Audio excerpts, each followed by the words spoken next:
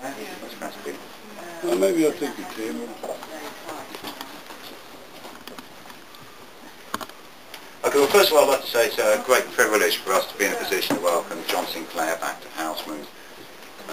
I think a lot of you might know a great deal about his history, but as we were talking about outside, John Sinclair's just had a rave write-up by Charles Charnoy in the Times or the Sunday Times, and there's a certain appropriateness to that, because not only did Charles Charnoy write what I consider to be the best book on Jimi Hendrix, Crosstown Traffic, but he also, can we say, cut his journalistic teeth on the school kids issue of Oz, which, I mean, I don't know how many people are aware of Oz, but that was one of the main subcultural magazines of the 60s and 70s. So there's an appropriateness that John and Charles have met up on. I believe they're forming a group. We're working together. They're working together on a group, and they both share a love of blues music and various other things. We have a rehearsal Monday. And as I say, we much appreciate John coming back to give this talk to what is a small but avid audience. So over to the almost legendary John Sinclair, who's probably embarrassed by that definition. Actually, you know, in the 90s, I forget when, a friend of mine that I knew from New Orleans, where I lived at the time, was in Charlottesville, Virginia. And he wanted me to come there, and he had some musicians that would play with me and some things for me to do. And I said, well, I've never been there before. No one will have any idea who I am. How can we get anybody to come? And he said, well, I'll show you. And he made this flyer, and it said, the Legendary John Sinclair. And I said, man, that's kind of going overboard, you know? And he said, well, no. He said, you know, people know who you are, you're kind of legendary to them. And if they don't know who you are, they say the legendary man. I said, I got to see this guy. And I said, well, he convinced me. I would have never allowed him to do it otherwise. But, and it's just a joke anyway, you know. Promotion, you know. The people you read about in the newspaper every day are people who have expensive and effective publicists. Otherwise, you would never hear of any of them. You wouldn't know who Paris Hilton was. An obscure blues singer. Well, yeah. Right, exactly. Yeah. They don't know who Muddy Waters is. That's true, yeah. Sad commentary on modern life. Well, we were talking about Charles Charnoy, and he wrote a great biography of Jimi Hendrix called Crosstown Traffic. So it made me want to do my little Jimi Hendrix poem called Excuse Me While I Kiss the Sky. Oh shoot, the last time I was here I forgot to tape, I mean not tape, but digitize my performance.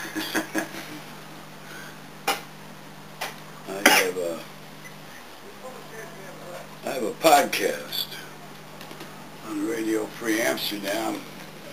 This is my 5th year. Every Monday I post a program, and now on performing from the book, I like to record it and put them into my podcast.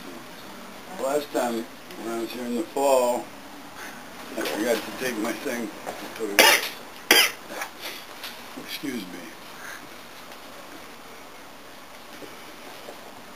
Thanks for the coffee.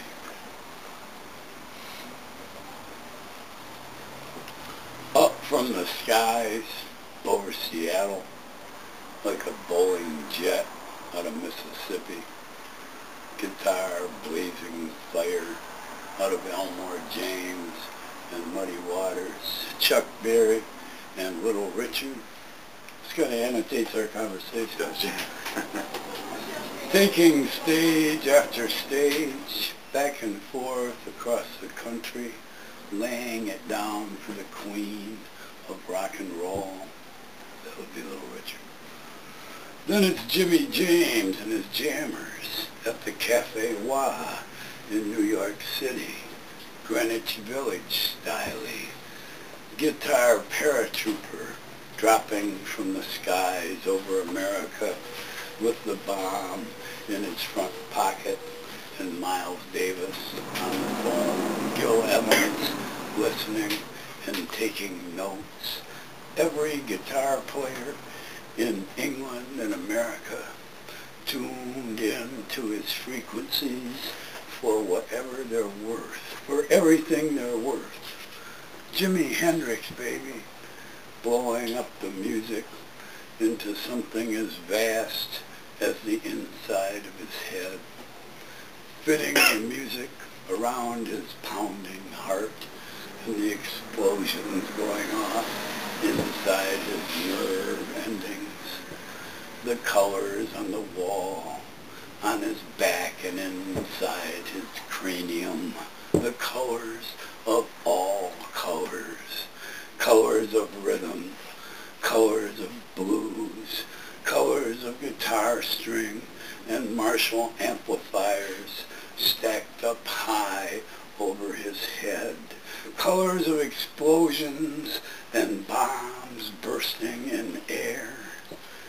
Jimi changed the music forever in so many different ways. He changed the music like it's never been changed in all the years since. He took the colors of everything in life and put them right in the music where they belong and made it sing colors without end, kissing the sky again and again and again. Jimi.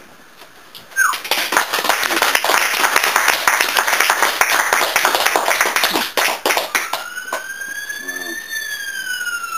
I probably read this here before, but I never liked